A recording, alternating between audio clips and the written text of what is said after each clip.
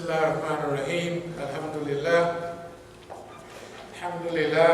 Nahmaduhu wasta'inuhu wastadihi wastaghfiruhu wa u'minu bihi jalla wa ala wa la akfuruhu wa ashhadu an la ilaha illallah wa ashhadu anna Muhammadan abduhu wa rasuluhu. Arsalahu bil huda wa dinil haqq لِيُظْهِرَهُ عَلَى الدِّينِ كُلِّهِ وَلَوْ كَرِهَ الْمُشْرِكُونَ. All praise belongs to Allah. We praise Him, we seek His help, His assistance, and His guidance. We believe in Him and do not disbelieve in Him. I bear witness that there is no God but Allah, and Muhammad sallallahu alayhi wa sallam is His servant and messenger. Allah sent Him, that is Muhammad, with Deen al-Haq, the religion, the way, the methodology of truth. This way of life known as Islam will rise to its proper position in this world, whether the mushriks like it or not.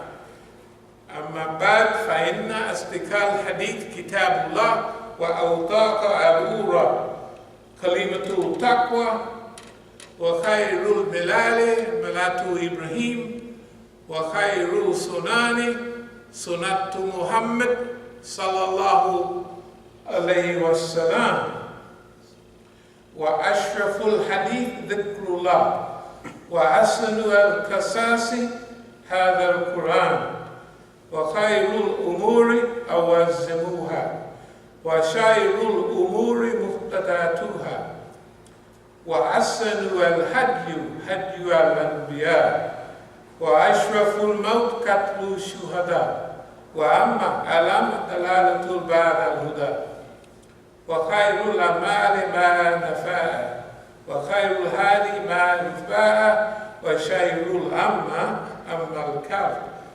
Prophet sallallahu alayhi wasallam has said the most truthful of discourses is Kitabullah, or the Book of Allah. The most trustworthy word is taqwa, or fear of Allah. The best of the communities is the community of Prophet Ibrahim. The best way of life is the Sunnah Prophet Muhammad sallallahu alayhi wa sallam. The remembrance of Allah is the most glorious of all things. The best of all narrations is Quran. The best acts are those requiring the highest degree of will and determination. Worst acts are those based on innovation. The best way of life is the one adopted by the prophets of Allah. The most glorious death is the death of the martyr. The most wretched blindness consists of going astray after finding the right way. Best acts are the ones that yield benefits. Best guidance is that which people may be able to follow. The worst blindness is the blindness of the heart. Bismillahirrahmanirrahim. Inna Allah ya'muru bil adli wal ihsani wa ita'i dhil qurba وَيَنْهَى عَنِ الْفَحْشَاءِ وَالْمُنكَرِ وَالْبَغْيِ يَعِظُكُمْ لَعَلَّكُمْ تَذَكَّرُونَ. Allah commands justice, the doing of good, and liberality to kith and kin. He forbids all shameful deeds and injustice and rebellion. He instructs you that you may receive admonition. فَمَنْ يُرِيدِ اللَّهُ أَنْ يَهْدِيَهُ يَشْرَحْ صَدْرَهُ لِلْإِسْلَامِ. Those whom Allah has planned will to guide, He opened their breasts to Islam. Ya ayyuha alladhina amanu attaqullaha haqqa tuqatihi wa la tamutuna illa wa antum muslimun. O you believe, fear Allah as He should be feared, and do not die except in a state of Islam. وَتَسِمُوا بِحَبْلِ اللَّهِ جَمِيعًا وَلَا تَفَرَّقُوا وَاذْكُرْكُمْ نِعْمَةَ اللَّهِ عَلَيْكُمْ.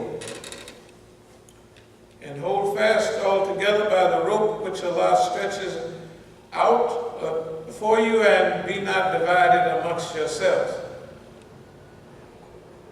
كُنْتُمْ خَيْرَ أُمَّةٍ أُخْرِجَتْ لِلنَّاسِ تَأْمُرُونَ بِالْمَعْرُوفِ وَتَنْهَوْنَ عَنِ الْمُنكَرِ وَتُؤْمِنُونَ بِاللَّهِ. You are the best of peoples raised up for mankind, because you enjoin the right, you forbid the wrong, and you believe in Allah subhanahu wa ta'ala. أقول قولي هذا واستغفر الله لي ولكم.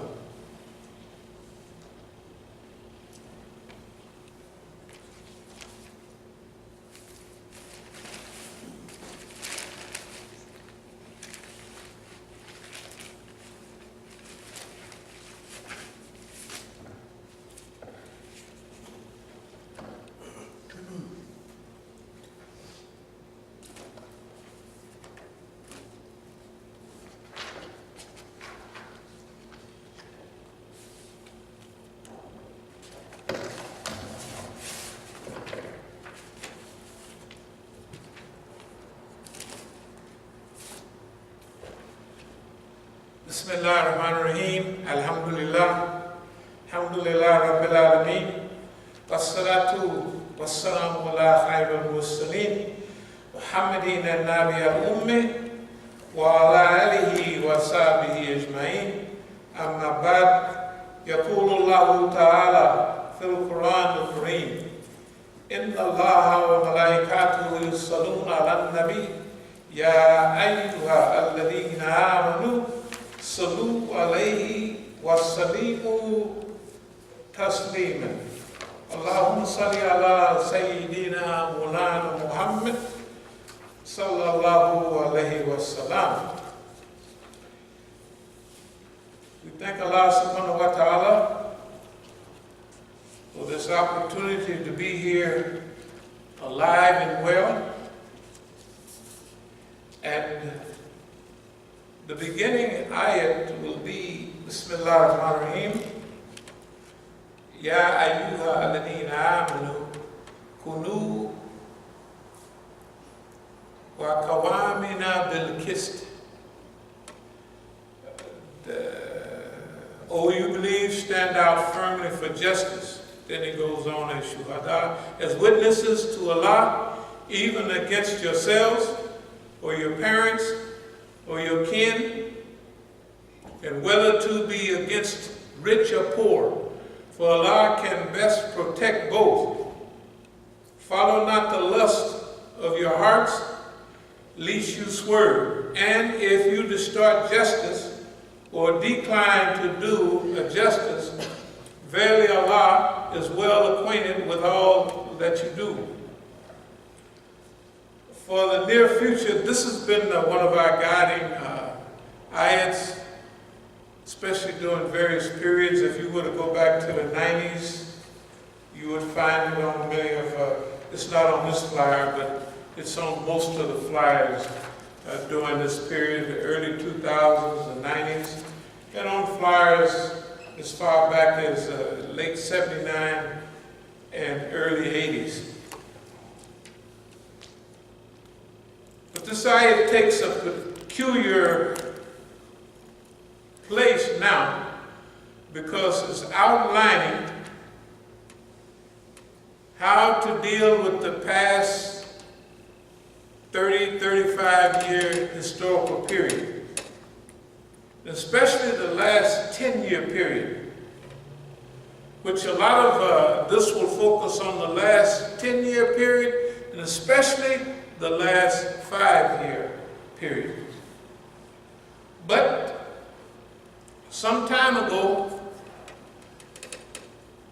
not some time ago, we have realized since the very beginning when we opened Masjid al-Islam in Oakland in 1980, we knew that we would face challenges.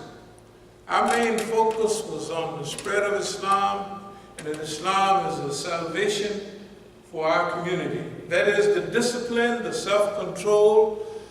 Now remember, we're coming out of the late 60s and the 70s when there's still a strong black consciousness. There's still people, the language is still of hope of some revival of that past decade where we would some way rise up, clean up, and change ourselves and our community. In other words, we still had some hope in human dignity, human pride, and the goodness of and the strongness of the Islamic movement, or the human movement, Let's call it the human potential movement. Now, we had already went through several phases. We always mention where we're coming from, so you understand. We have now Aretha Franklin being praised and being sent away properly. She's earned a proper place in this. She would be considered as Ali Kitab.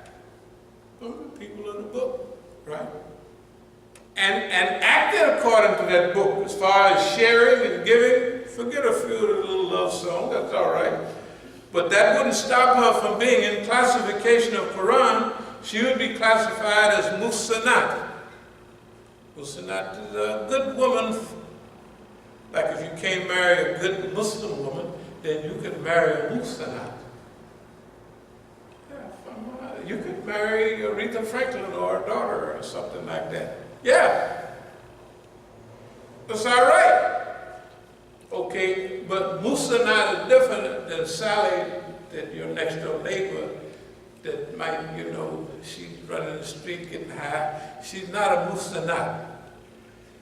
And she might be Ali Kitab, but never read it. And definitely don't practice it. So we was in the period of civil rights, civil liberties, right? Standing up for our rights, standing up for our truth. The Black Conscious Movement, the Black Nationalist Movement, right? The Black Power Movement, all, you could almost see the transition from year to year. The Black Liberation Movement, which we were all a part of, our friends are all associated with this. That's one of the reasons that we take a position that we take. Most of those people have died, been killed, and still in exile, or have been silenced by history. The mean old white man who we're talking about. When we talk about the mean old white man, we're not talking about a white face, we're talking about the establishment. Remember in the 70s, everybody talked, it's the establishment, right? Now they say it's the system. They're both the same thing. The establishment that chews people up, that destroys people, that picks their friends. And anybody that's their friend, you can't touch it. If you're Saudi Arabia, you're going to do anything you want to the people. If you're the Jordanian government, you can do anything you want to the Palestinians or not help. If you're the Egyptian government, you can do what you want to Muslims and everybody else. Why? Because you're their friend, right? But if you're Iran, you can't even bat your eye because that's aggression. That's oppression. If you're Yemeni, you're not a friend of the Americans because whatever Yemen is, it's still independent. And that all this bombing and killing and murdering by the systems people. The systems friends, the United States government, right? So Yemeni doesn't have a chance in the public. They might have a few UN things and they would jump up and hop, but they have put a stop to it right away. If you were to mess with Saudi Arabia, they would have an invading army. Remember when Saddam moved on Kuwait and Saudi Arabia? Saddam, an ex-friend of theirs, right? But you got to understand, we'll get to back to our point. You got to understand how this evil system works.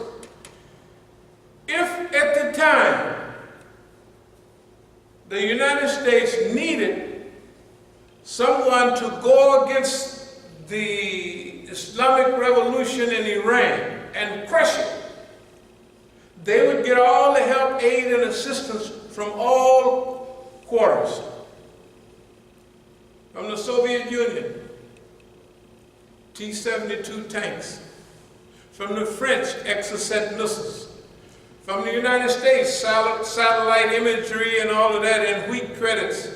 From Germany and Great Britain, poison gas and all the alloys that's needed and help and assistance to make the poison gas to be dropped on Iranians, especially in Basra, right?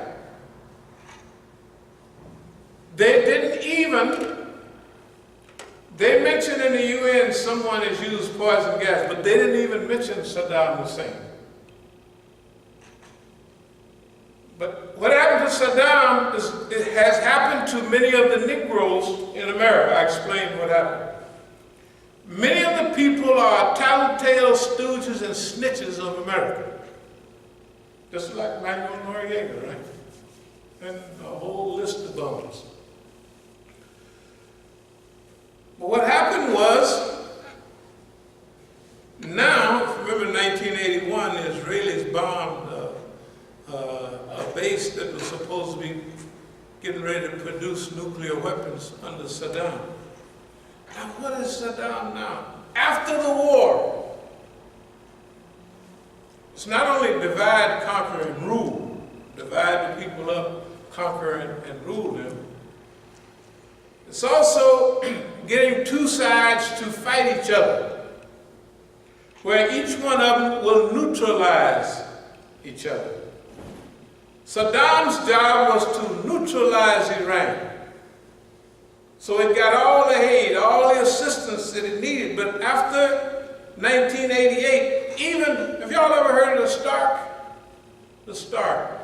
38 American sailors killed in 1988. By who? By Saddam Hussein. How was they killed? An Exocet missile made in France, shot from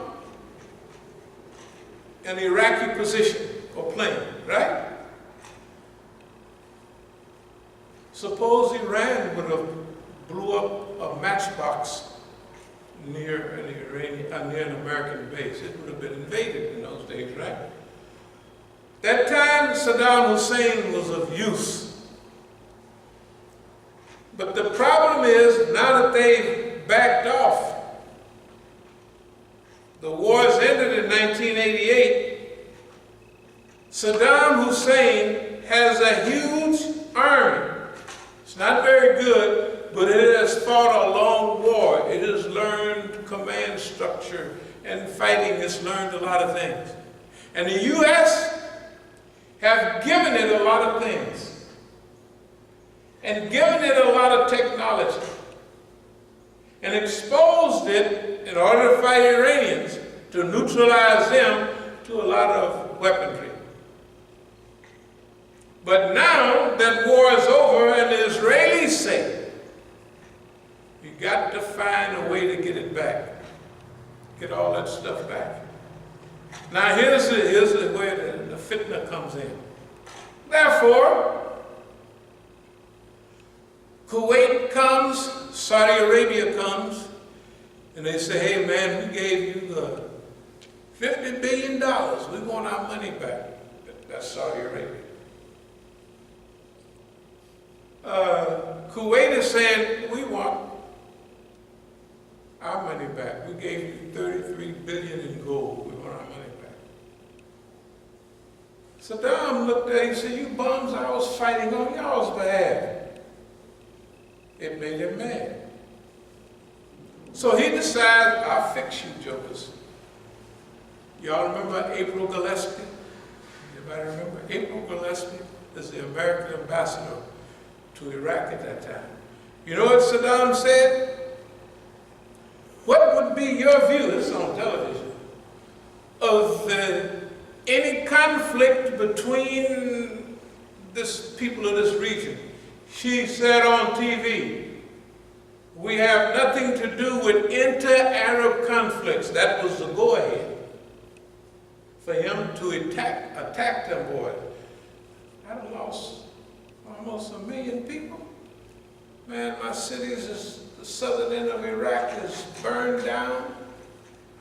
Hey man, we got coffins on top of station wagons going to the Kabiristan, to the graveyard, and y'all talking about you want your money back. Y'all been sitting over there in plush air condition with your belly hanging out, talking out of the side of your mouth.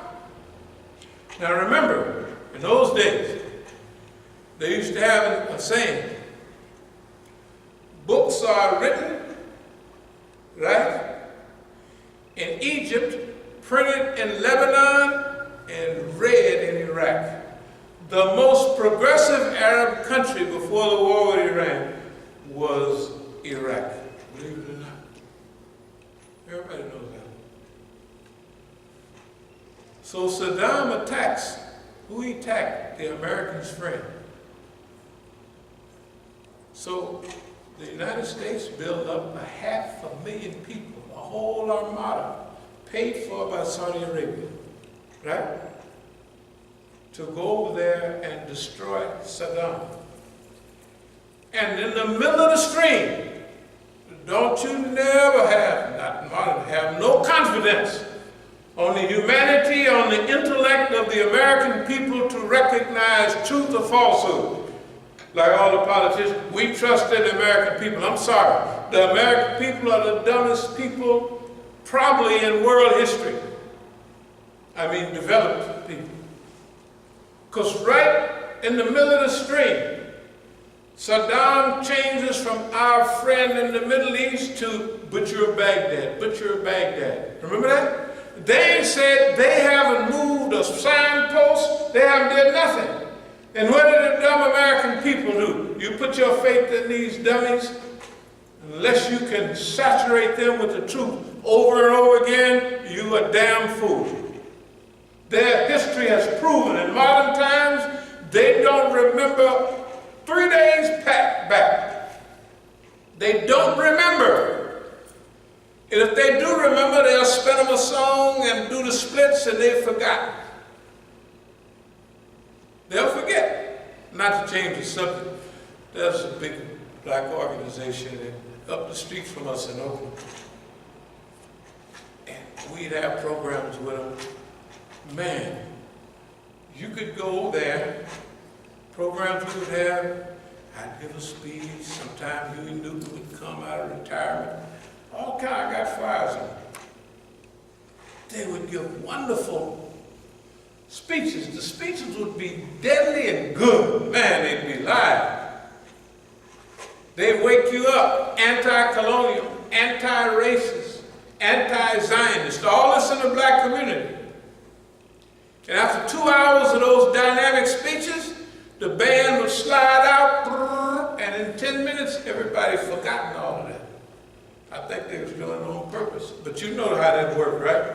Go to anything, and all the great speeches, and then they come. So, the American people, black or white, don't have a memory. You can wipe out their memory in 30 seconds. Saddam, Butcher of Baghdad, Saddam, Butcher of Baghdad. They didn't want to destroy him, they just wanted to incapacitate Iraq.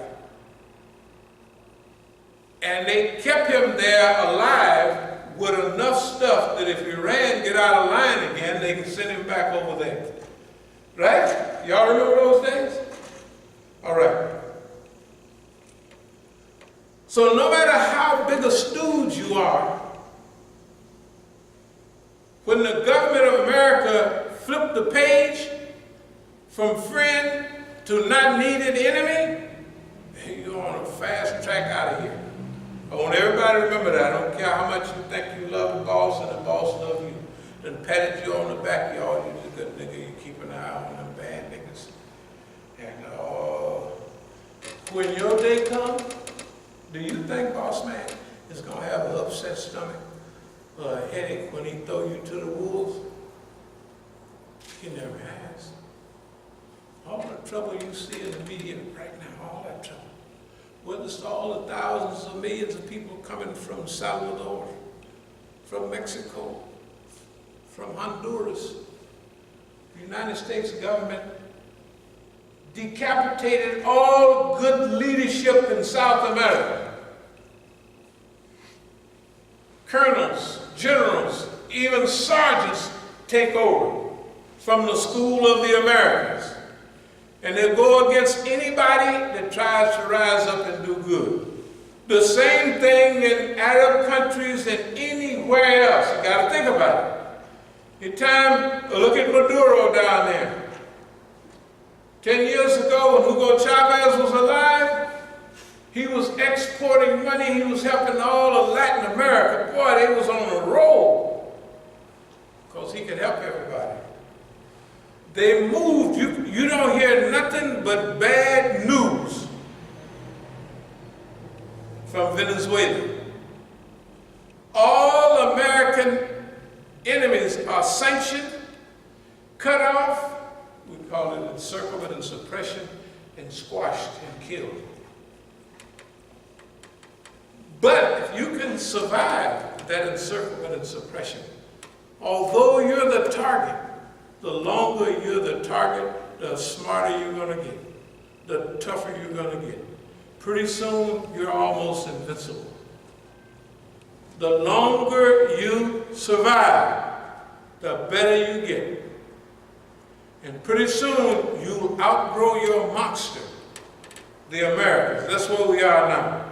So anyway, y'all know I just went to Oakland. For a little while, just hang out for a minute to finalize what our plans would be for our next move. And I'll give you an outline of what our next move is. First of all, we live up to the name of our organization, As-Sabiqun. We've lived up to that name.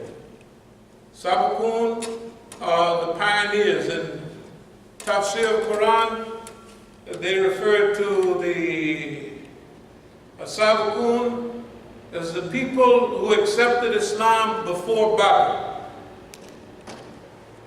Because before Badr, there was technically no human guarantee of survival of the Islamic movement.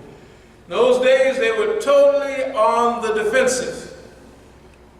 They were physically oppressed and challenged. If you accepted Islam, by the way, just to divert a minute, you studied the ayats, the Mecca ayats, Mecca surahs, and the Medina surahs. In the Medina surahs, or in the Mecca surahs, you don't find hardly anything about hypocrites at all. Why? Because in Mecca, there wasn't no hypocrites. Everybody accepted Islam with a warm and open heart. Love for Allah and a love for the Prophet. If they didn't know, by the time they grew and developed, they had a severe, powerful love for Allah and the unity of Allah. Not all the different gods they had. You know, that's a big step. And the other thing was, not only a love for Allah and the Prophet Sallallahu Alaihi Wasallam, but they had unity and harmony amongst each other. So therefore, if you accepted Islam, you accepted to be cut off, to be isolated, to be challenged. It ain't no gain. There's no material gain for you. If I accept Islam, I'm going to get an account with the Quraysh. You know, it wasn't none of that. Ain't none of that. In Medina,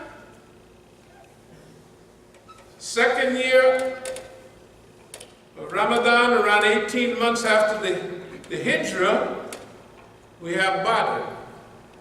And after Badr, the believers had won that battle. Now, Islam is not a theory, a hope, a dream, it's a reality, and it can stand the test of time. When they moved to Medina, you got tons of hypocrites. If I accept Islam, play like a Muslim, I'm going to get this and that. But hypocrites in the first generation don't make no difference. You know why? The kids of the hypocrites become real Muslims. Right? Abdul-Alim, when he was in the chief hypocrite, his son offered the Prophet, peace be upon him, I'll take him out. Isn't that right? Y'all read the history. Anybody remember that? The chief hypocrite, his son, says, I'll take that boy out. That's my dad. He's a hypocrite. You got to see. The daddy is the chief hypocrite. The son is the head of the Revolutionary Army and that block there, right? So you always have hope in the possibility of evolution of peoples and the strength of the religion, the strength of Islam. Okay, so I'm going to get to As-Sabiqun. Remember, it means to anticipate, to perceive ahead of time, and get out and act ahead of time. We're in our third generation of As-Sabiqunism, perceiving the job that should be done and getting out and doing that job. Whether you have help or whether you have antagonism, it don't make no difference, because As-Sabiqun are like the people of Badr, before Badr. They accepted Islam because of Allah and the Messenger. Not because of contracts, not because of green cards. I'm telling you, not because of green cards, not because of none of that dumb stuff. Right? But people will sell their religion for a green card. Let's just say 9 times out of 10. We don't have any specific numbers, but the lawyer, a couple of years ago, I was in Houston giving a talk, and the lawyer opened before me, and he was, I don't know, all kind of stuff. So the lawyer, his job, he's an immigration lawyer, by the way, his job, he's a white boy, he was telling everybody about their rights. You have a right to do this. If a policeman stops you, you'll say, wait, let's see your badge. Well, he was telling all the rights that on the books that you do have. So most of the audience was black, so I said, dear brother told y'all all the rights you have. I said, suppose you claim those rights. The police right here in Dallas stop you, and you go down the list. And then you'll have a warrant. You come to your house and bust the door in. Does he need a warrant? Legally, he needs a warrant. If you get lucky, you can get the case thrown out. But is he going to stop at the door, your door, and say, no, warrant? And if he busts you upside your head, are they going to take him to court for police abuse? There's one case the other day down in Dixie. They have one police officer after 1,000 of us been shot. Point blank, dead. One guy gets a 15-year sentence. Big deal. Is that justice? Absolutely not. So anticipation, As-Sabiqun, we have done our job, and we're going to the next phase. So we would call this maybe just generally the third phase. In this phase, we might have a little recycling. I call it recycling Negroes. Recycling Negroes mean never give up. You remember in the Quran, when they're going back to Egypt now, the daddy said, look out for Joseph and his brother, for none gives up the hope of Allah except those that have no faith.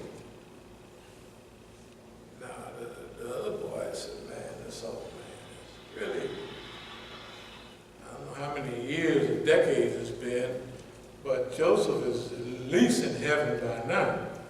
Ain't nobody heard from him. And definitely, he ain't the king. The king's second in command in Egypt. He definitely ain't that big. So when they finally looked up and they said, you must be Joseph. He said, I'm your brother. I'm Joseph. This is my brother right here, Benjamin. Oh man, we're so sorry for messing up and being dummies. Forget it. La tatrabu, no reproach. In the conquest of Mecca, they asked the Prophet ﷺ, what are you going to do with us? He said, I say the same thing to you that Joseph said to his brothers. La tatrabu, no reproach. We got too many fish to fry. We got too much work to do for you to sit around being sad about being a fool. Of course, you're a fool now.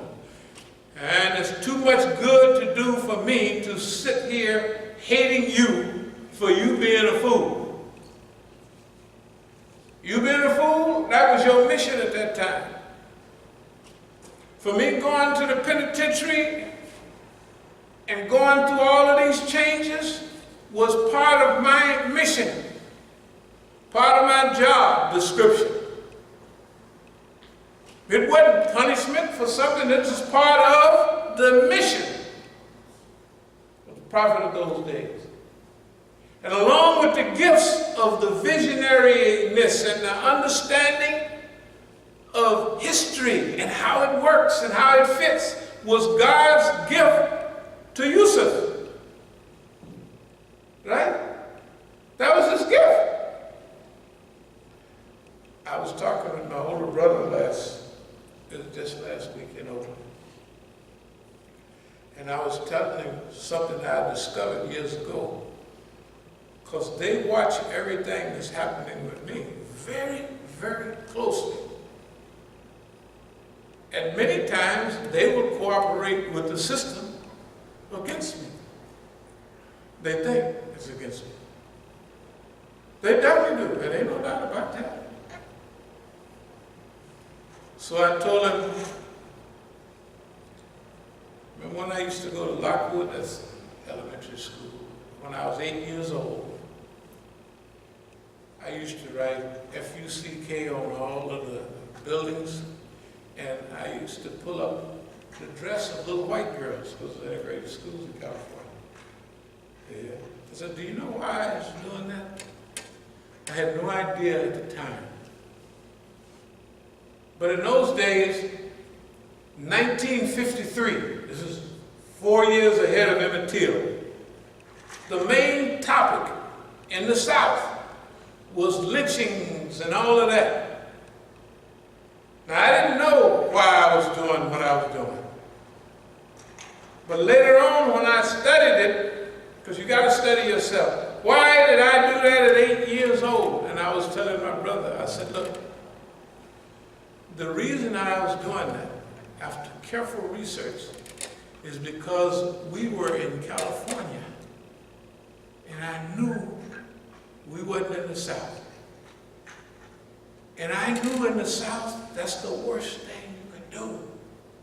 They would hang you, I don't care if you're 8 years old, they'd hang your little behind, your little black behind, and burn you and bust 50 knots on your head. The only thing that would stop your head from swelling up is when your heart stopped beating. Can't get no blood up there. That's to me, y'all that wasn't born down there or don't remember physically, you're all right. I'm telling you, it's best to have first-hand information about the monster. So I told him, yeah, I was doing that because if you notice all my life, I've always did everything, all of it, remember, that the white man didn't like. Always in jail, always. Whatever the white man say do, you did something else. So for me now, this mission, it's not hard, it's hard on anybody else. When my friends look at me, and even some of y'all, they look at what they used to. Man, white man gonna really run over you with a truck. He goner. Like they used to do back 40 years ago before I left the country. The people would look at me like, man, the white man got you on board and you finished. Why? Because when we put everybody else on the chessboard, they was finished. I was a target then, target now. But you know what? What do they tell you in business schools? Motivation therapy. Once you do something you like doing, you'll never work again. That is, if you like your job, you can work 12, 14 hours a day like it ain't nothing. If you don't like your job, 8 hours is misery. You waiting to get off. You know what I mean? If that was the case, we would come here, sit in the office for a few hours a day, then do like most other imams, they gone. Because they don't want to have the less they have to do with their job. But if you're historically commissioned, psychologically prepared, religiously fortified, you look at everybody else. When I went back to Oakland, I was talking to some of the snitches. I said, man, here's people 15 years younger than me, bald-headed, and I say, hey man, you want to use your experience? You know, this is Joseph talking to his brothers, it's the same one that cut your throat. They thought they was cutting your throat. They're not cutting your throat. When Allah puts you on a road or a mission, remember that you will travel from stage to stage. Remember what Sayyid Qutb said about that ayat? That you will move from stage to stage. One translation say you will ride from event upon event. That means, as I've said before, each stage or each bus come by here, that's your ride. You get on that to take you to your next destination. The fitna, the challenge that the Zionists and the Americans launch against you is your ride to the next stage of your development. And everybody watching, they're not going to develop. They just watch. It's like watching a fight. Watching a basketball game. You don't get any better, or you don't get any better condition by watching the game. The people playing the game, their condition get better, they get sharper, they get faster. But if you start in the game with your friend, y'all are both equal.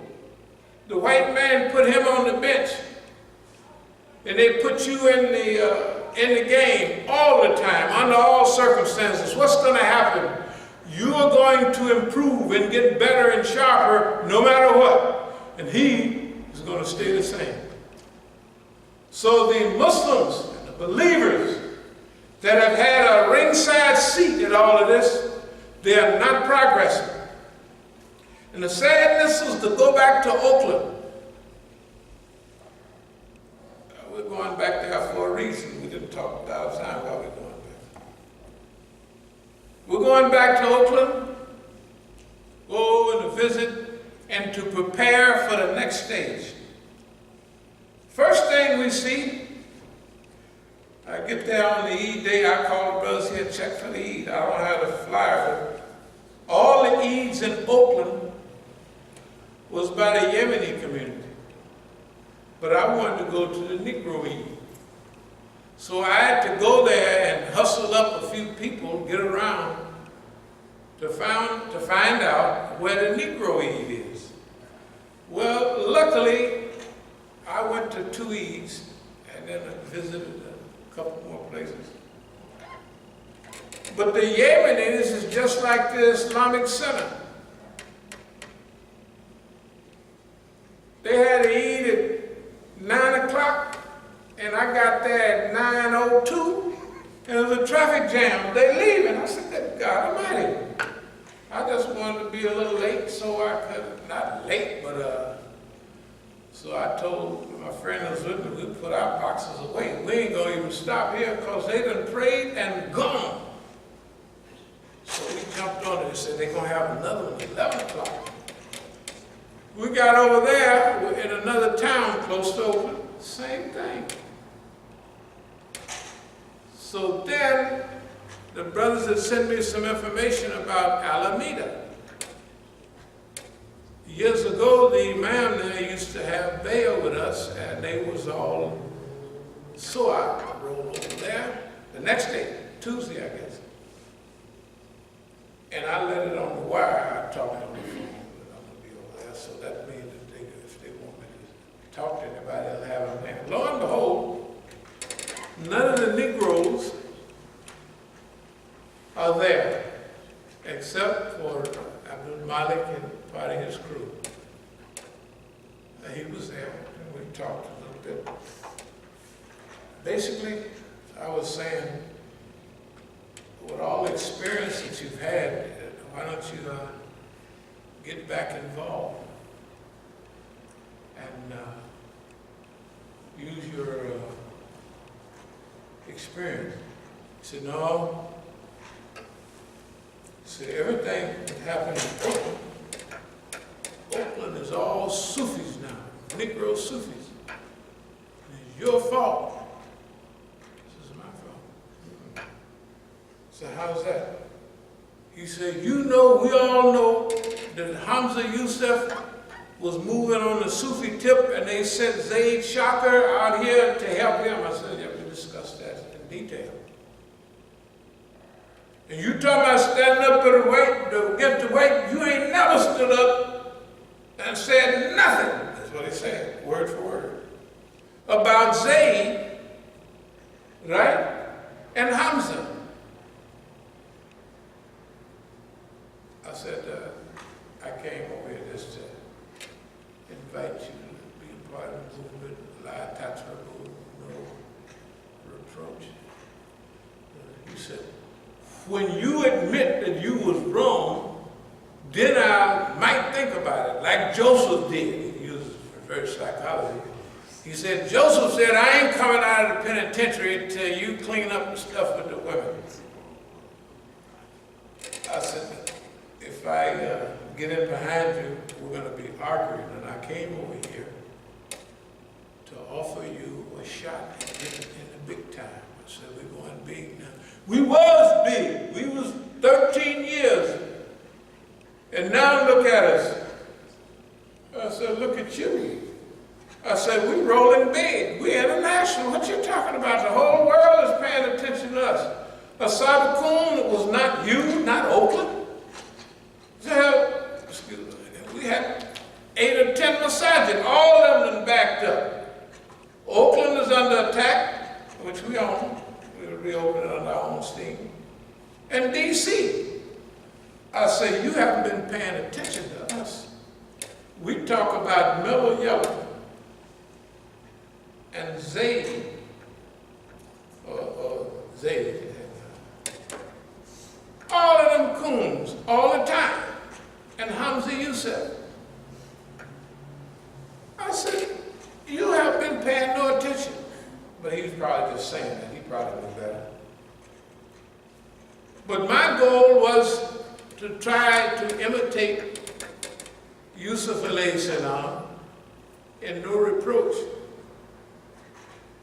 Then I was up on the trail, and I saw a man coming down the hill, kind of pudgy, with a ball. I didn't even know who it was.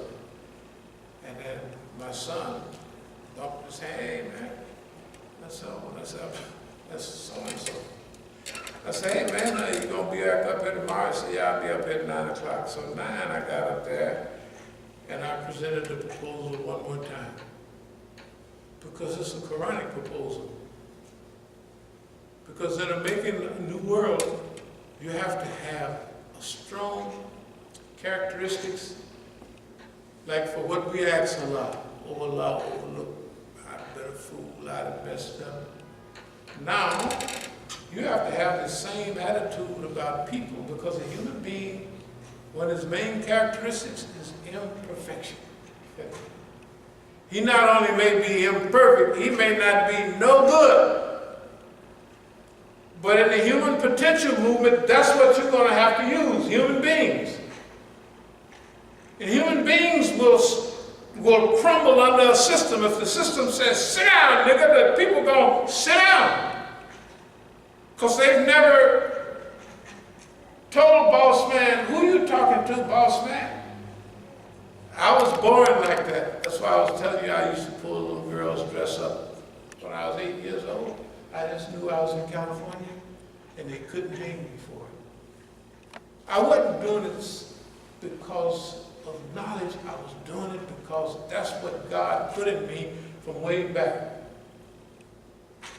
Because when we come up to now, nigga, you're going to have part of your makeup that fighting the white man is not hard. It's hard for everybody else.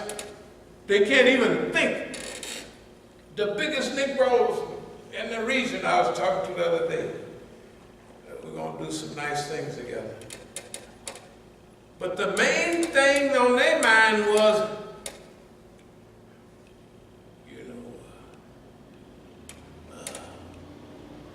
my relationship with the system. I said, I ain't gonna get y'all into no hot water. I mean, we just don't. And I make it clear. I said, you can make a declaration of non-involvement in your association. You can say, I'm working on this documentary with this man. I am not a part of any, because they tough niggas, but they scared of the white man. They just scared of the white man. Ain't nothing you can do about it. They scared of the white man. So is every other country. When anybody in our country stand up for the truth, they have some dummy down the street. A sergeant, a lieutenant, a colonel, or a captain, or somebody from the business, right? Some guys or some group that oppose the hero. And in America, you don't hear nothing but bad news. Nothing but bad news, right? About Maduro down in Venezuela. I used to live in Venezuela, by the way. In fact, any country you name, I sound like I'm lying. But I lived down there, and in those days, Venezuela and Brazil were like, Venezuelan passport was like an American passport. Rich, you wealthy, Venezuela. Venezuelan license plate, you can go to almost any border check down in those days. Now the people are leaving because of sanctions. Now, we're going to get into the story. Now, don't be in a hurry to leave, because I may give one more khutbah, no more than 2 more. Then I'm going back to California, because the war has technically started. I'm going to tell you what the war is going to look like. But we believe, stand out firmly for justice, Qawamana bil-Qist, as witness to Allah, even as against yourselves. You got to jump out and tell the truth, even if some of that is against you. You got to get on out there and do it. Or your parents, or your kin. That's why I say, why is it saying kin? Because your kin have to cut your throat like anybody else. If the white man tell them. How do you think the FBI always go to your mama and daddy and cousins first? Why? If it wasn't working, they would stop another 50, 60 years ago, right? It's because it works. I remember my daddy had plenty of game. He used to run the gambling house. But he never had anything to do with dope or let me. He wouldn't let me. I didn't even know how to gamble. I had to learn how to gamble from somebody else, because he didn't want his kids to grow up doing what he did. So the FBI, when I was overseas in Africa, in the early 70s, the FBI come by many times and he says, Ms. Reeves, we just want you to help us bring your son home. We know where he is, and turn himself in, and we just want to keep him safe. So my daddy went there, he said they wasn't lying. They told you the truth. They want to keep him safe in the penitentiary. And the mother, what does she want? She wants her child alive and safe, as long as he's not dead. That's good for a mother, but it's not good for rebellion. Right? It's not good for rebellion. So if you put your child or something above, if I said it's okay for Palestinian children to be slaughtered, but I don't want mine, like some of my big time Iranian friends, the biggest up you go, both of them said, I'm just going to digress. This is maybe 88, something like that. The head Iranian that you see right now in the media, he was in New York then, at the UN. So we was having a program. He said, man, we got a car in front of the Imam Ali Center. He said, see this tire? My back tire came off when I was driving. And I was by myself, but what about if I had my kids in the car? Which is wrong.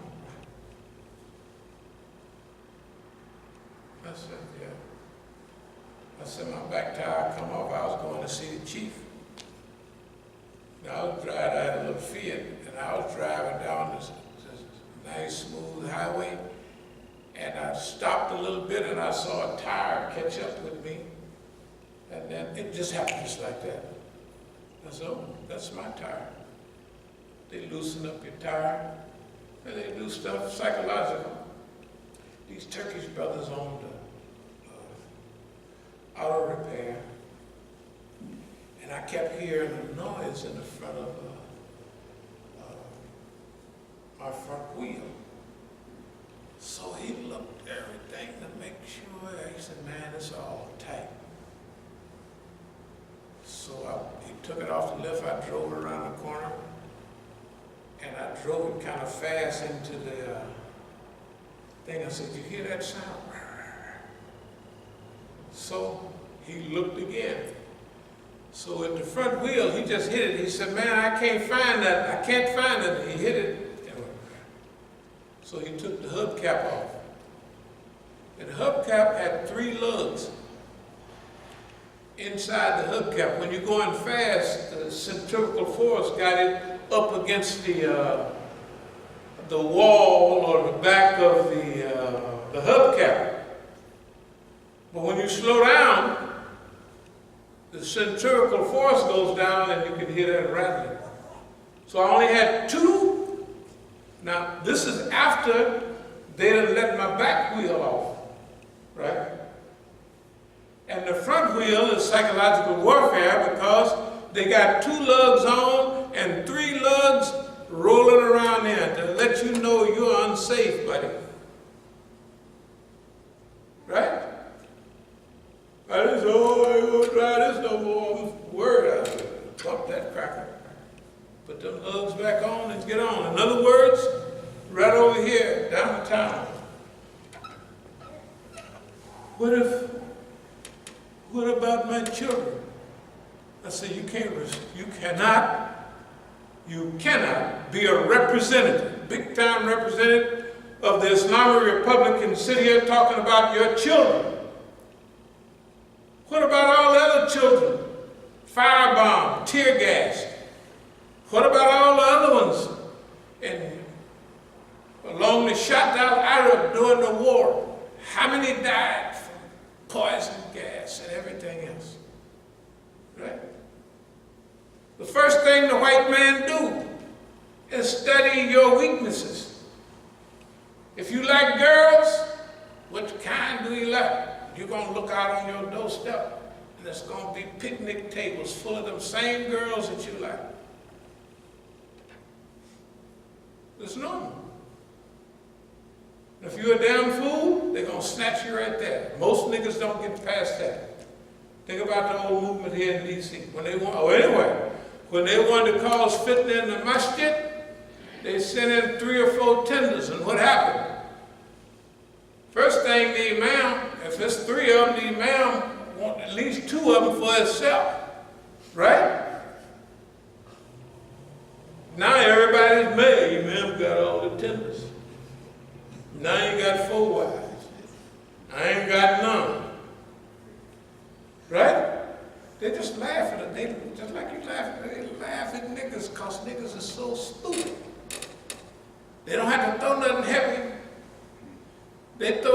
something else, we just say, oh no, boss man. No indeed. So we're going to develop a legal website. Why a legal website?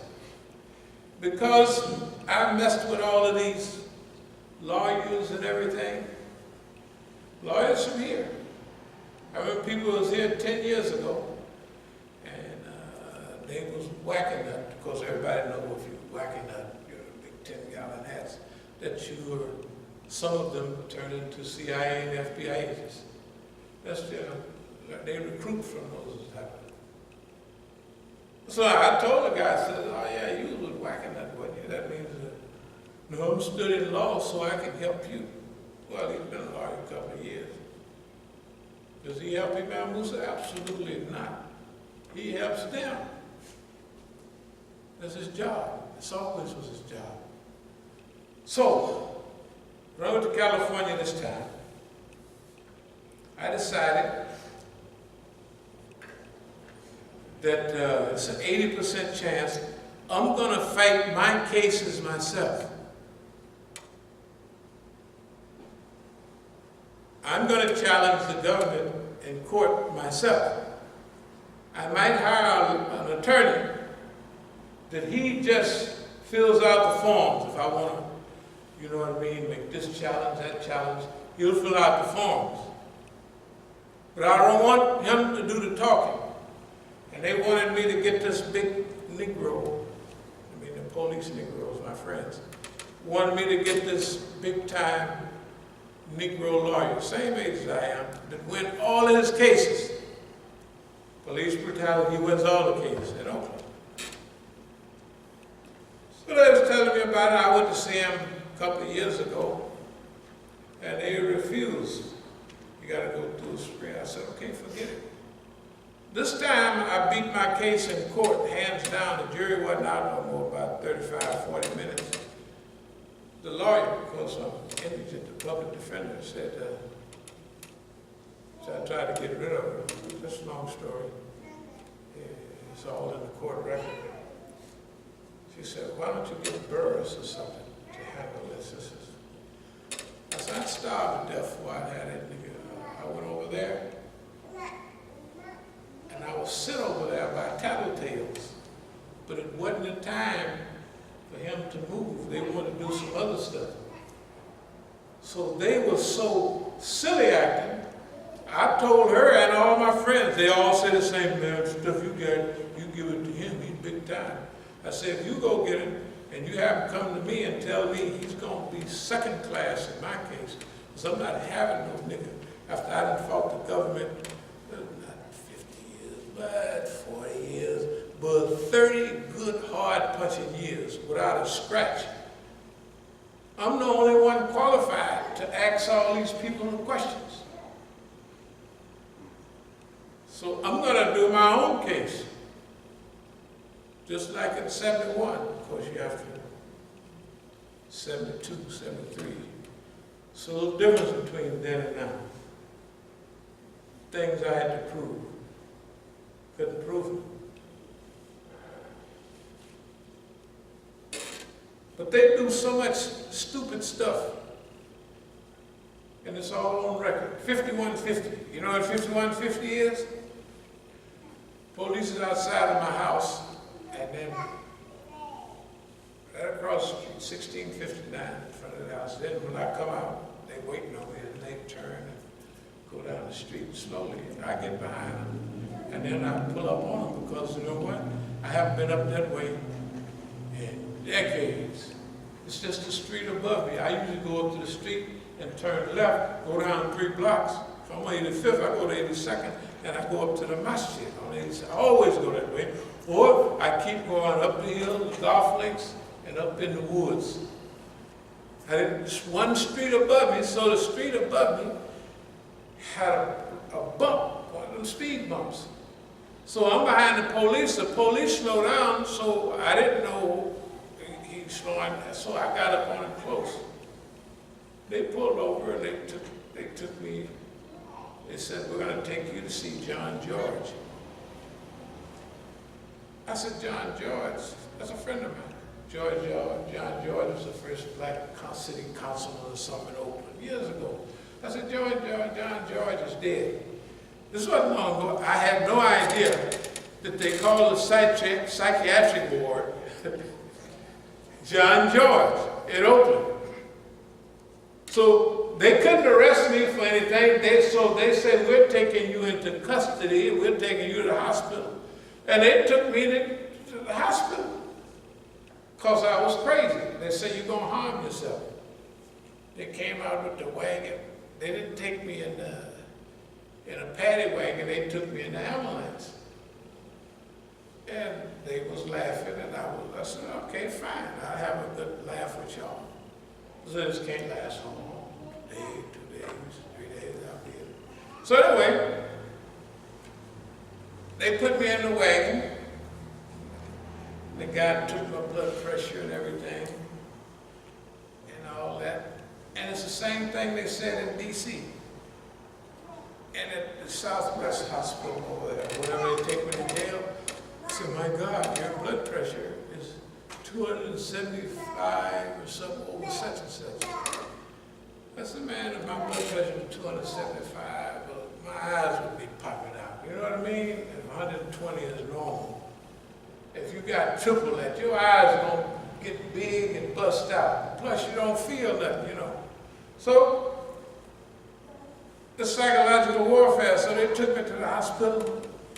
And then after a while, I'm saying, I'm talking to the doctors, where you go to school at all? I spoke there. I did time in Indonesia. I said, well, Indonesia was so-and-so, the president, they did this and that over there. So, they said, just answer the questions, please. I said, well, I don't feel like answering no questions. What are you talking about? I ain't got no case. Well, you're here on 5150.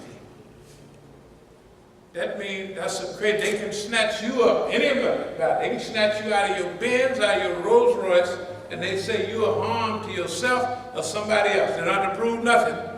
And they can lock you up temporarily till you get a hearing. So they put me in I was at the hospital. Pretty soon I said, man, I got to go. I'm busy. So as soon as you show a little, like you don't like this, then they bring in the goon squad, all the hospital folk, like in the crazy house. I said, I just take it easy. I don't want to be hassling with these people. They crazier than I am. Anyway, now that's San Andrew Hospital. They take me to the real crazy house, John George. I don't mean to tell you all these stories, but look, we're in a big war here. We're in a big war here. I'm sorry. We're going to win this one because we're on the side of history. We're on the side of history. History is on our side. And I don't want to say God is on our side because everybody, they praying to get ready to fight. God is on, they all praying to God. I said, good God Almighty. There's the British on this side and the Irish on the other. They fighting. They praying to the same God. God is on our side. So they took me to the crazy house. As soon as I got there, I had somebody come with flyers, you know what I mean, who I am, what I do. But I walks in the door, Imam Musa, what's going on? There was an African guy, you know, he's there, he's a guard. What you doing here? I said, oh, sorry. Then the nurse comes. I said, ma'am, an older black lady, what church do you go to? I go to Allen Temple. I said, would you call Reverend J. Alfred Smith? That's the biggest preacher in town. And tell him we got Miss Ream's boy up there. He knows him very well. Miss Ream's boy here at the crazy house. So pretty soon, it's a big mess going. In the meantime, they booking me. I don't mean to tell you all these stories, but they, and you know, you're running close. Are you homeless? I said, you see that the wallet there y'all going through and put it all in the envelope? I said, see that thing that says, look in the little side. I said, what do you pull out of there? It's $500. I said, see how creasy they are? That mean that they just there for the heck of it. I don't use those. That mean, I said, do you have $500? No. I said, that bank slip, it says, what does it say? It says $49,000 available. Available. That means without any knick-knack, a chit-chat, there's $49,000 that's available to me right now. Right? Yeah. I say, do you have $49,000 available to you? No. I said, well, hell, you ought to be in the crazy house then. You ought to be in here.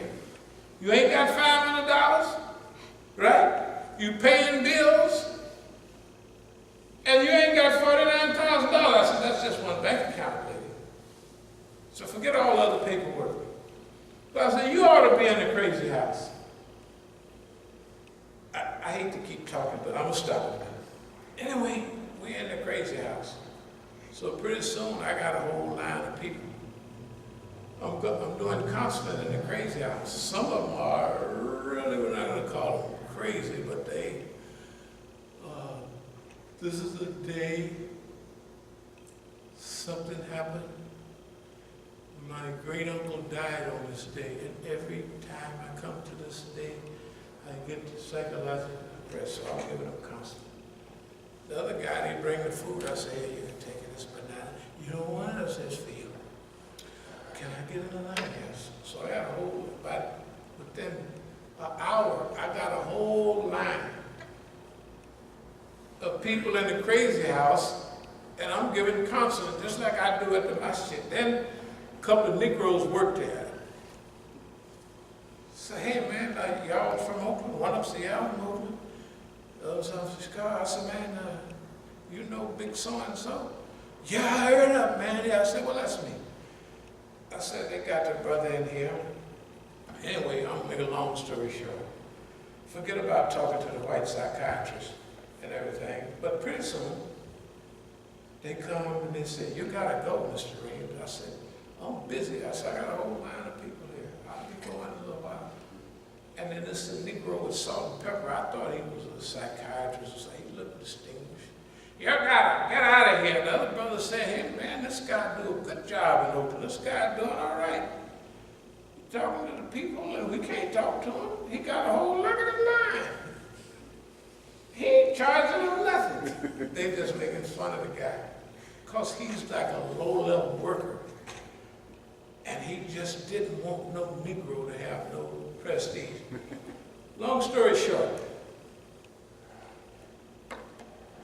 I can't go through all of this. So what I'm saying is, here's what the thing is. We're going to charge the government with a societal RICO Act, You know the RICO Act? Ongoing conspiracy. The government has had an ongoing conspiracy, not only against me, but all people of color and poor. Nationally, inside America, and external, outside America. So we charge in America with civil rights, but we bring in everything in it. And a lawyer would not bring all that stuff out. Because the lawyer gonna fix up the case where he can win the case, like the white lady did a couple of months ago. He said, I don't want to hear that, I don't want all of that. All I want is 1, 2, 3. And she put it together, and I told the judge, I filed a motion. I don't want her as my lawyer. So he said, well, I deny that motion. I want to go pro per, right? So I said, well, if you want to accept that motion, I said, I want ineffective counsel. Because she's ineffective. So last night I was coming here, when I was passing through Reno, she called me on the phone and told me that since I have all the property in D.C. and the rest of the property in Oakland, I should let Mr. Mukhtar have the Masjid because he don't have nothing. And I was hollering at her. I told her, you must be the craziest woman in world history. I said, this Negro, I said, you don't know what is zakat box is, do you? No. I said, this Negro, after Jum'ah, snatched the zakat box and ran down the street with it. And everybody saw him, but the people, I said, they ain't never did that. I said, this Negro took out a stick at Jum'ah. Anybody see that on the thing? Somebody else. And he was hitting my son. My son just got out of the hospital with a stroke. Couldn't hardly walk. He went to Jum'ah. Mukhtar gets off the thing and go hit him with the stick. Of course, later on, when he got well, he wanted to maybe change the dynamics, but I said, no violence. I said, the niggas trying to provoke us. We done already won this battle. You'll never let nobody provoke you to fight during their time when they want you to, because they got the battlefield set up. That's what we did in Oakland. That's why we already won that battle. So, the other thing is the behavior of the people and the government. I'll give you an example. Now,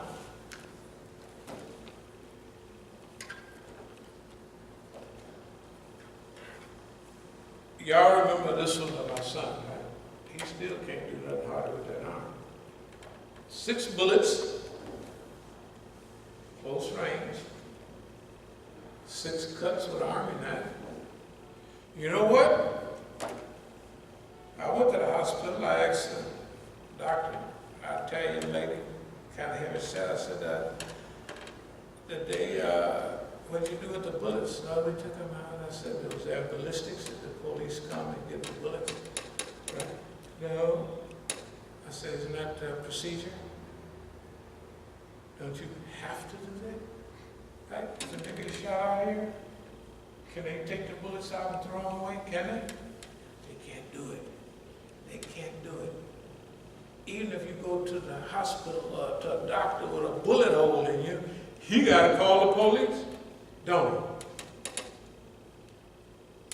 No yellow tape, no ambulance report, no nothing.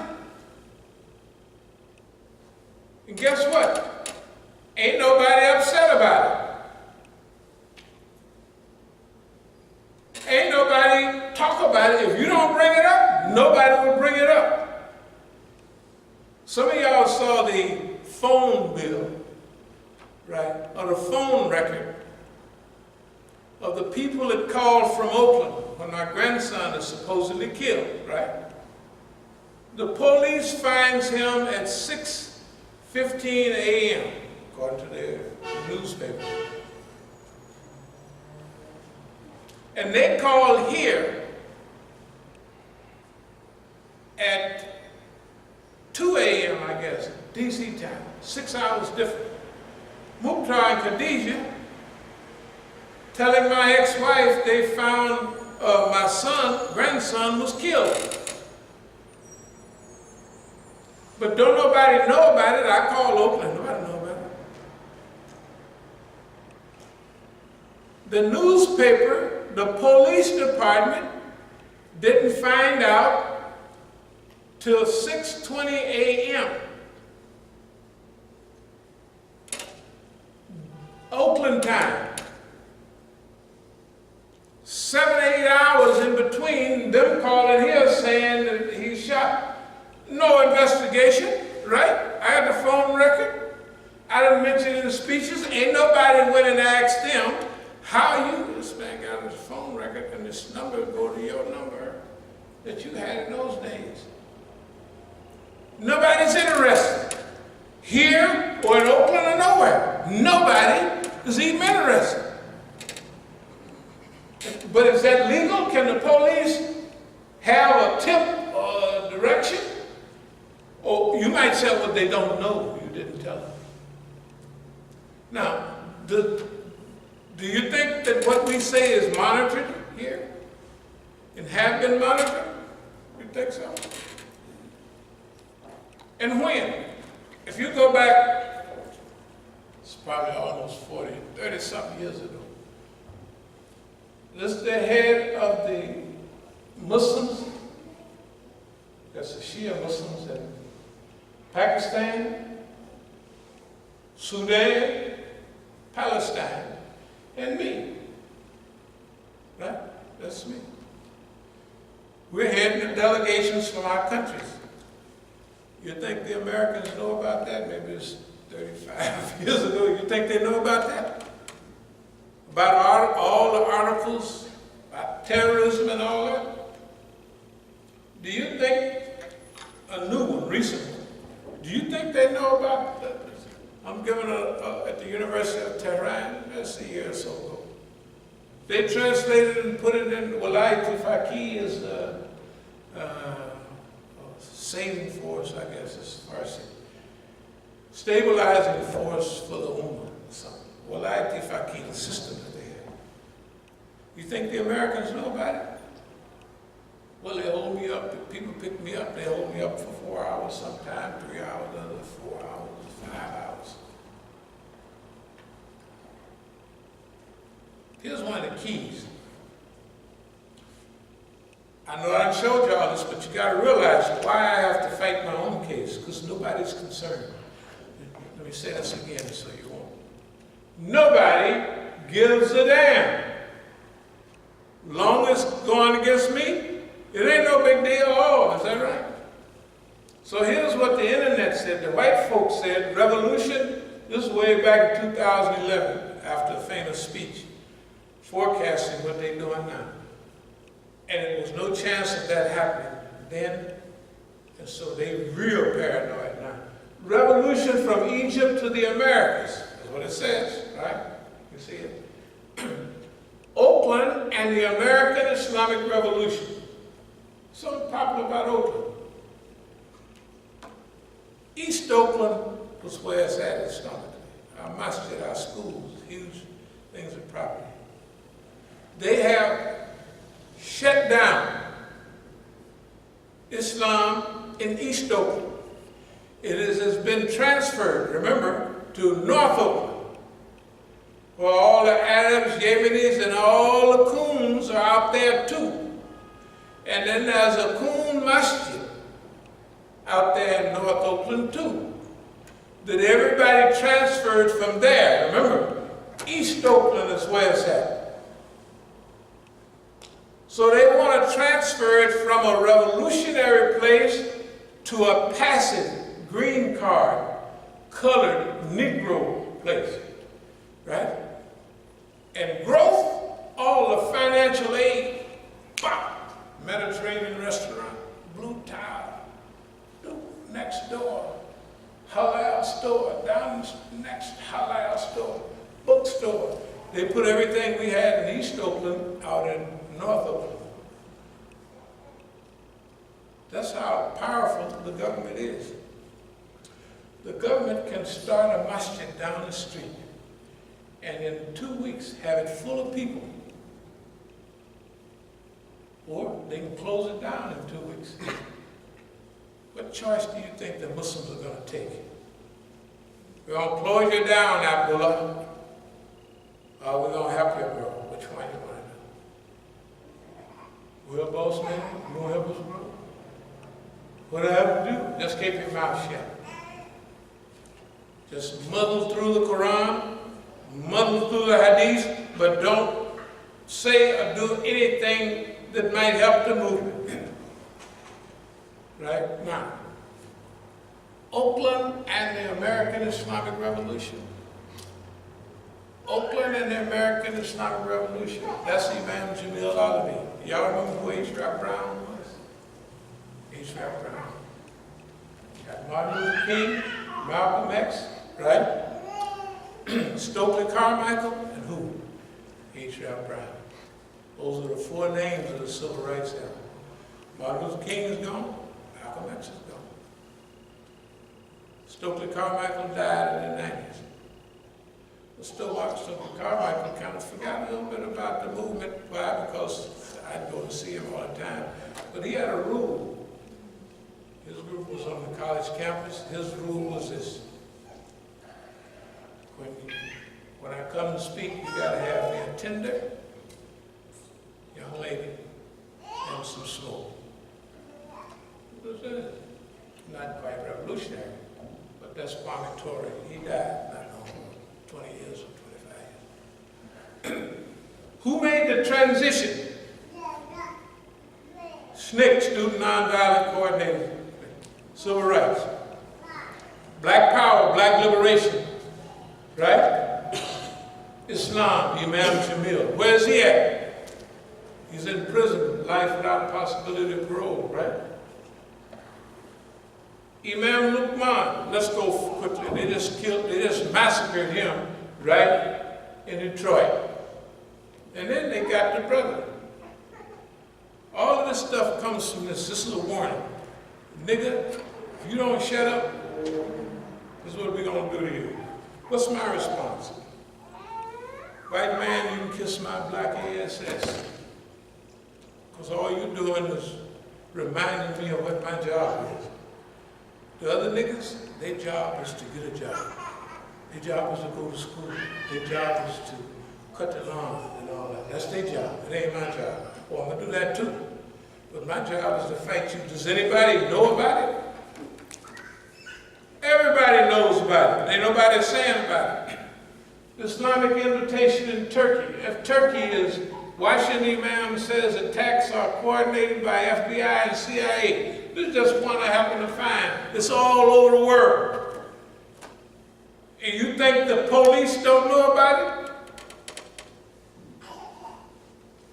When they raided the Masjid a few months ago, twice in a row, November 13th, November 17th, take me to jail, give all of my property, and they come like with, go outside the Masjid, there's a little red dot on your chest.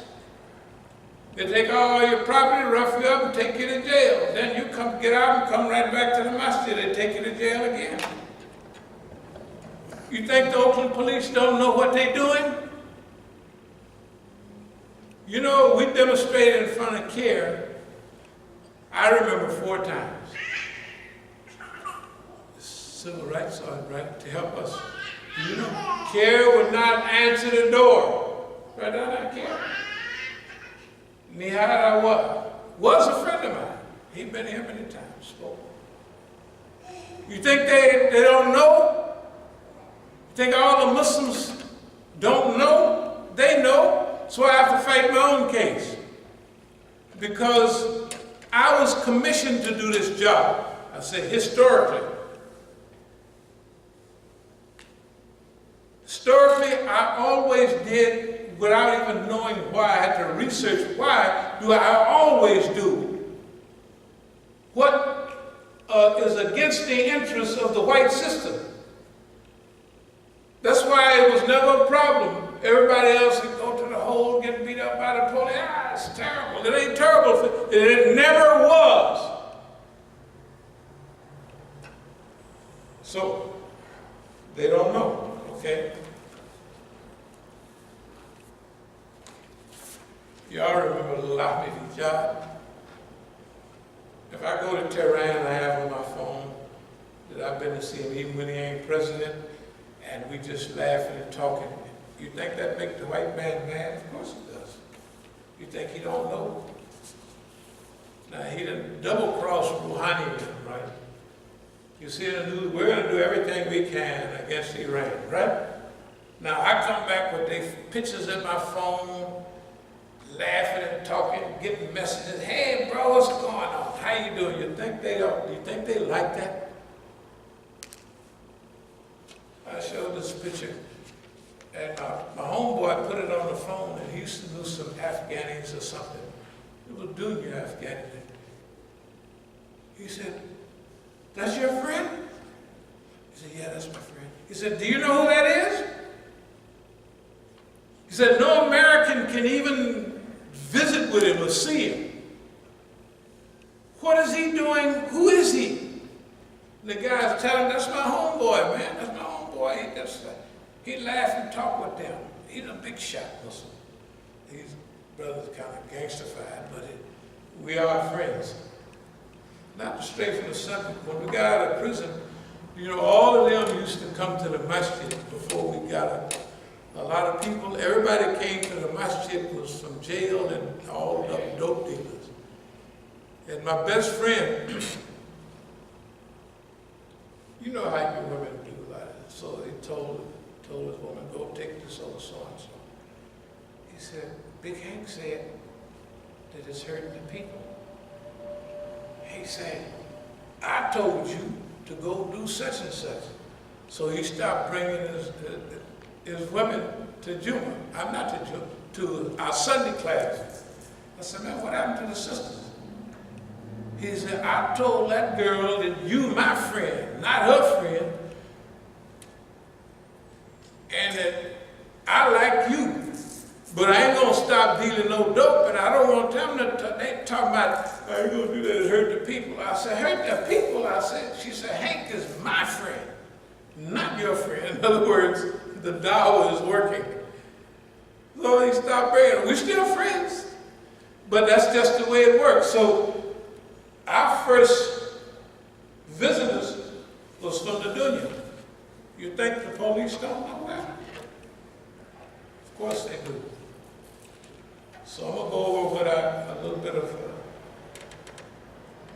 the Me Too and the civil rights don't have nothing to do with us. They can arrest us all they want. They can do whatever they want. So we're going to do lectures. Not only here, but around the world. It's a world trial. Because as far as the world is concerned, it's our job here in America to do our job. I want to clear up certain things. When we talk about As-Sabiqun, if this is going into the third stage, the first two stages, we did our job. We have survived, we have thrived, and we have shown the people. Remember, kids getting assassinated, or grandkids getting assassinated. Kids, well, 50-something years old, they're still kids to me. Getting blown away almost, lucky to live, right? That's the cost of fighting. You think you're going to be messing with the white man and not be tested? Those before you was tested and tried, isn't that way? They've been tried. So much so, Mata Nasrullah. When will the help of Allah comes? Allah inna Nasrullah Kareeb. Kareeb means close. When will God's help come? God's help is near. You think we could survive this stuff just on nigger talk? If it wasn't something out there helping us, somebody, something, some collection, some powerful entity, the Quran says you do that and Allah will help you from avenues you do not even anticipate. You don't expect them. You don't know nothing about it. That's the way our mission has been. If don't nobody else want to go back home and watch TV. I'm not going with you. Maybe one weekend we'll watch a few movies or something. But I'm not going to stay up in the house counting pennies and scared to live. You know, you think about it. John McCain, they got him in the casket. They got Aretha Franklin. Boy, they've been showing her. They said they changed their clothes. They got red shoes on this day. Green was on the next. But she did a good job. But everything, it tells us one thing. You're going to die. And those of us that's got all this gray, we know it's going to be relatively soon. You're going to die. But you got the big chance here. This chance here sets the stage for the future. Remember, that was a time when you wasn't. You didn't exist. But when Allah created you, you will not cease to exist. Let me say that again. When you go to the next world, you're going to change bodies. You ain't going to have this body. If it's a paradise body, it's going to be able to take pleasures that this body couldn't take. If you headed the other way, you're going to get a body that can't, if you put this body in a burning thing at 2,500 degrees, 3,000 degrees, it's going to just like that. But you're going to get a body that would be cool for the next body. Going to be able to burn, new skin pop on, burn, that's the new body. So if you head in the right place, you're going to have a body that can stand pleasure that you can't even conceive of now. In the next world, you're going to have, from now, you're setting the stage right now, forever. Khaliduna fiha, you're going to be in there for a long time, or let's say forever. You can't even figure out how long forever is. That means you created now, you're going to be here. And you're going to be either in the hot spot or the good spot. Right?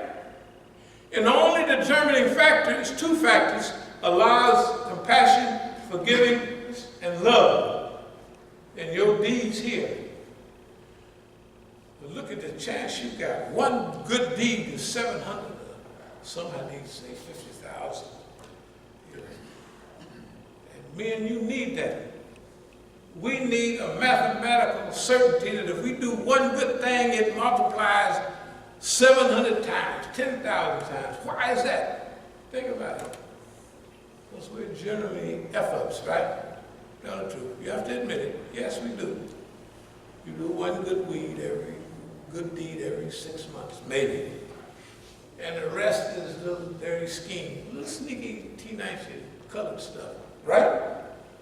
That's why Allah gives us that mathematics that we can't lose. Anyway, I'm going to move water close.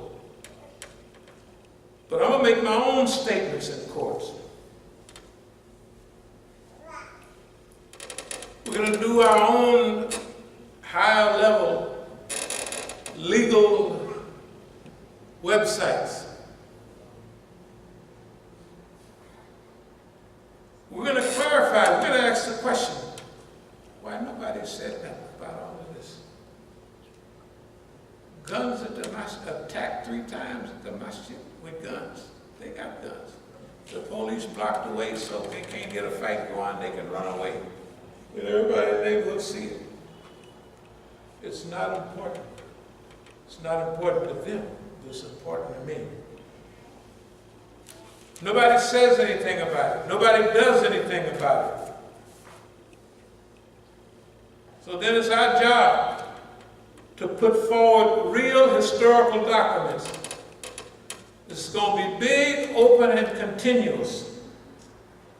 We're going to outline the abuse of the governmental power in recent history. Nobody's doing it.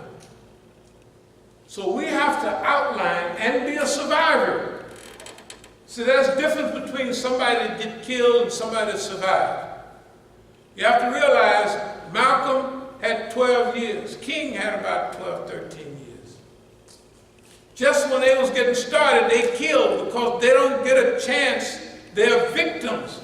They don't get a chance to learn and develop a policy, right? They're taken out with a picture. But we've been here with Boss Man decade after decade. At first, you're a victim. Then you become a competitor. You can challenge that boy. Then, because you've been the target, because you have been assaulted and insulted, week in, week out, decade after decade, you move beyond Boss Man. Because Boss Man, as the Irish said, is not the one that can inflict pain and suffering that wins. It's the one that can endure pain and suffering that will win. We endured. We didn't change it from suffering. You ain't seen us up here crying, oh, the white man doing this stuff. Thank that boy for doing what he do. Why? Because you get sharper and you get stronger. Do not let people use the same words. Do not think that they're the same. If they haven't been in a fight, they're not the same. The only way you learn is you take the ride. Remember this ride. Event. Allah, I will carry you from event to event, ride to ride. situation to situate each time you go to one. Like we go to Oakland, we've just been out there a week or two. You're different than when we come back. Different. Evolve. Just to smell and look around.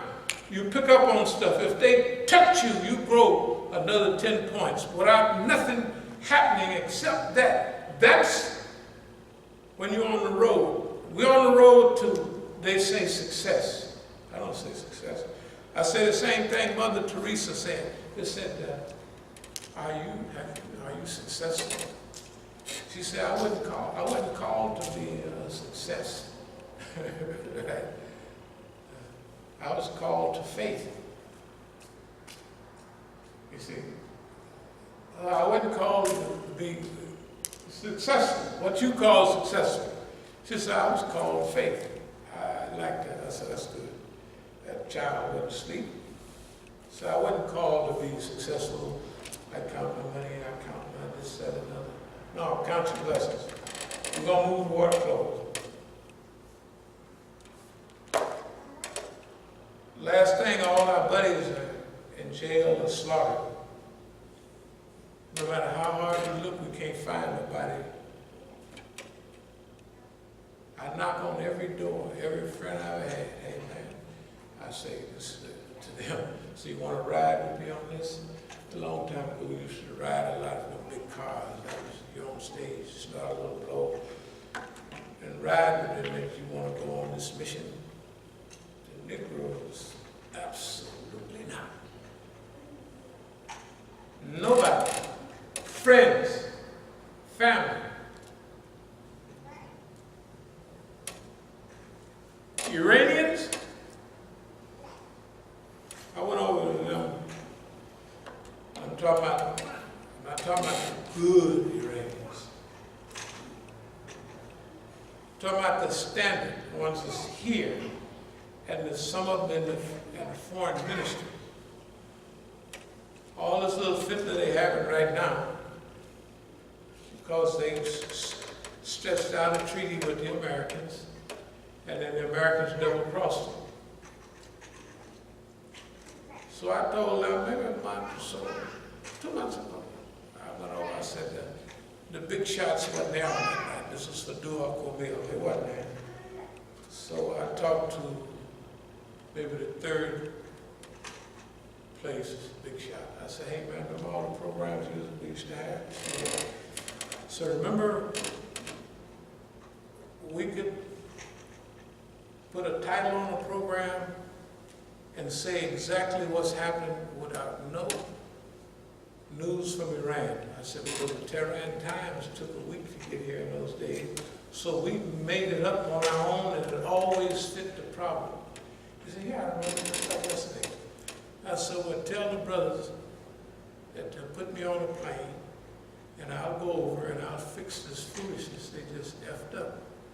They did, they effed up. You can see the people before the Majlis the other day, and they can't fix it. You know why they can't fix it? Because they became diplomats. They're the best diplomats in the world, smartest and the sharpest. But they ain't took the ride. They have more confidence in diplomacy than in Velayat al-Faqih. There's been a crew of them all along. Now, they were going to try, see this, Velayat al-Faqih, even if you read Arabic, Velayat al-Faqih, Velayat al-Faqih. That's the wilaya, or what's called the rulership of the just faqih.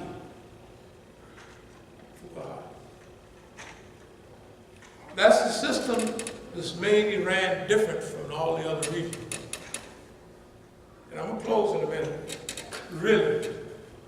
Here's what they say about Iran.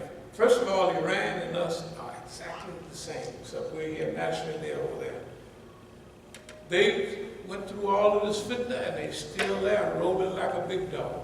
They're doing better than anybody that reads. Some of the Iranians, the crybabies, say, our was speaking at Zara University, sisters. We don't have freedom. We have to wear hijab. I said, but take it off then, get like the Americans. I said, it's a girls' school. I said, go on, do like they do. I said, the biggest thing the girls' schools do is they're drunkards. You know, modern young white girl, they are drunkards. Not to mention staying up all night and studying, taking bennies, benzodrine, methadone, every kind of dream you can. They juiced up. Or they're too lazy to study, so they full of dope. I said, if you're lucky, you'll have only 1 or 2 children with no husband when you get out of school. If you get out, right? Isn't that the American experience? I said, so you go on and do that. Be American. Don't have no freedom. Don't have no respect. Don't have no husband. You're going to get a husband with 2 kids out of wedlock? You're lucky you won't be hanging up somewhere. Not that they would hang you around. I have never seen nobody hung except one guy. I'll tell you a story. This is a beautiful story though. And I'll stop and I'll get back to this with al-Faqih and neighbors. This young guy, about 20 years old, he killed his friend. You know, those are the death penalty. They had them big cranes right there on the street. So they had the crane ready to hang the guy. Now the father of the slain guy, because they've been friends all their life, they just hadn't got mad and got an argument. So the father is almost like Uncle Imam, right? So he tells her, that was my son. There's no charge. His family don't have to pay anything. I let him go. The guy's getting ready to get hung in the father. You know, the Quran say that, right? Sometimes you can pay a little bit, this, that, another. If the white man getting ready to hang you, can anybody walk by and say, you gotta let that nigga down? Well, they used to do it in the deep south. Y'all don't remember the time. If you was in the penitentiary and the boss man found out you was in jail, and he could come to the jail and say, that's my nigga there. He said, when he killed 3 other niggas, he said, this nigga here, he run my whole show. I want him out of there. They used to call them angels. So you can walk straight up out of the penitentiary and go on. That is not completely done away with now. And even in the 70s, it's still okay. Now, al-Faqih, neighbor. If you look at our masjid and you say, there's only 10 people there, it's so sad. Right? The people say, oh, we're doing so bad in Iran. You know what I tell them? I said, look at your neighbor. If you think your yard and house is all messed up, look at your neighbor. You know what I tell Iranians? I said, look at Pakistan. That's a neighbor. I said, Pakistanis are not cowards, but they don't have a system. Well, we have corruption. I said, yeah. They have 85% corruption. You got 15% corruption. Right? Say Afghanistan. Afghanistan is a graveyard of empires, but they cannot get to first base. I think I showed you pictures of some of the leaders. And some of the conferences. We was at big conferences in Iran, you know, the Afghans, and I showed the brothers a picture. I said, look at the Afghans. They're different than everybody else. You know what? I said, all of them are in groups. None of them are facing each other. They're turned away from each other. The Afghans. They defeated the Soviet Union. They got the Americans bleeding from the behind and the ears right now. Tell the truth, right? But the country's a shambles. So I tell them, you look at your neighbor. Look at Pakistan. Look at Afghanistan, right? I say Iraq. That's your other neighbor, border. Look at Iraq. They say, yeah, it is. in Iran, I just go out and run in the street at night, lift weights, do what I want. And it's more relaxing here. Right? They do it better than anybody in the region. Now, you and I, all of the stuff I just read you, that's 50 times more things happen. I'm going to close in 2 minutes. Show you I ain't lying. 2 minutes, but I say, you think I'm lying, don't you? I can do it. All I have to do is tell myself, you can do it, brother, you can do it. Just shut up. And that's what I'm telling myself. I'm going to shut up in 2 minutes. No longer than 3. With all this stuff that happened here, look at us. Don't they run everybody away from the masjid? Have you ever been to a masjid where there's a governmental plot to go to people to tell them stay away from Masjid al-Islam? They're this, they're that, they're Shias, and that. I said, everybody's welcome in our masjid. This is Masjid al-Islam. If you're a Muslim, you're welcome here. You can pray with a turba, you don't have to pray with no turba. This is a masjid. Everybody can. Well, you hang around with Iranians, I hang around with Iranians, Arabs, Pakistanis, everybody. So my clothes is Pakistani. All the food don't have Pakistani taste. Tell the truth. I said, wherever we go, we say, we look around and we take what we like. And why you wear that black shalwar kameez? I said, cause if I wore an Arab thobe, you know, remember when brother used to wear a thobe? I said, you get in a fight, you gotta reach down like a dress and pull it up in order to fight. I said, but shalwar kameez, you can either let them pull it off, you can kick with it, you can run with it, you can tussle with it. I said, so we like shalwar kameez and black don't crack. I said, so that's what we wear, right? Then we taste Iranian food. Oh, that's good. But then you taste that Indo-Pakistani food, right? Tell the truth. Don't all the seasoning down there? I like that.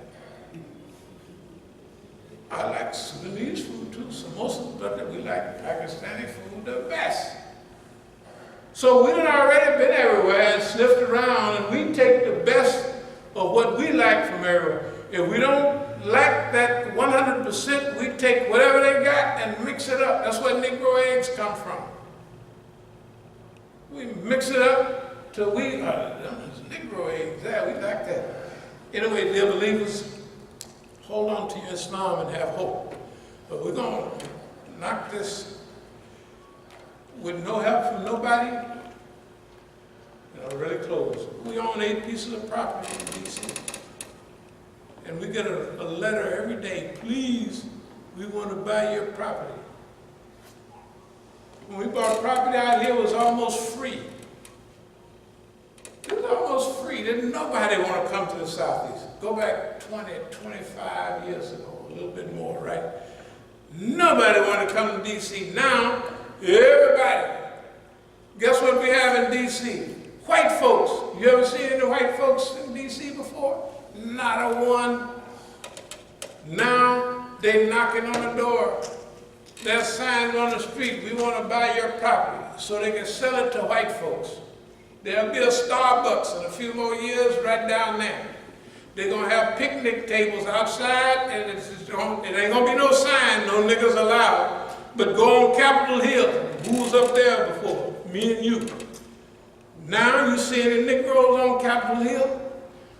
They got restaurants with umbrellas sitting out there and no Negroes sitting on it. That's where the Southeast gonna be in a hot minute. So they sent us, please, we want to buy your property so we can get the last 4 or 5 niggas left. We make a joke, going down the street and saying, look, there's a Negro to the Southeast. So wave at him, it won't be alone. Well, Lord, we seek thy refuge from anxiety and grief. We seek thy refuge from life, strength, and laziness. Seek thy refuge from cowardice and godliness. Seek thy refuge from being overpowered by death and the oppression of men. Well, Lord, suffice it. What is lawful, keep us what is prohibited. With thy grace, make us free from want of what is besides. I mean, it comes to this.